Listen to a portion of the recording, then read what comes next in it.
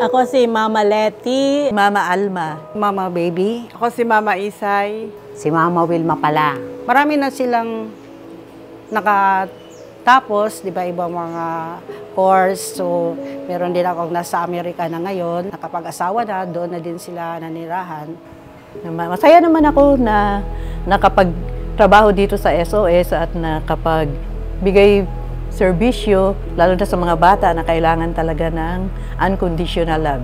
A mother, I really treat them as my own.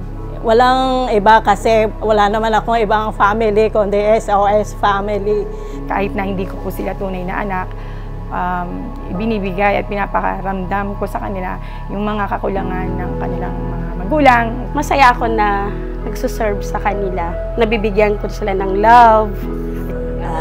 21 years of service.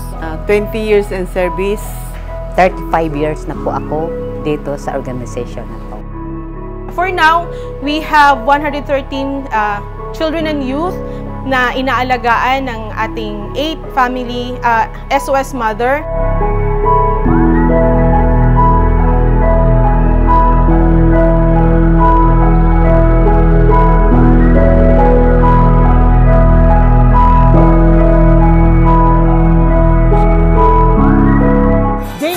Enjoy your day!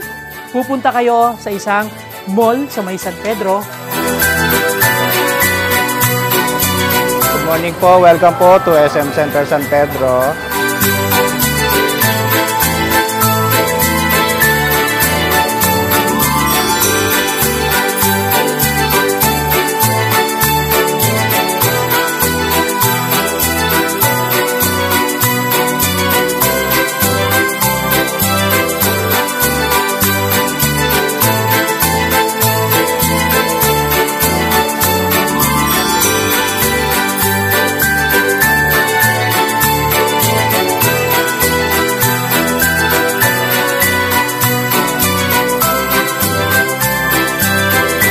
Maraming salamat sa pagbisita sa amin. Nag-enjoy po kayo lahat, no?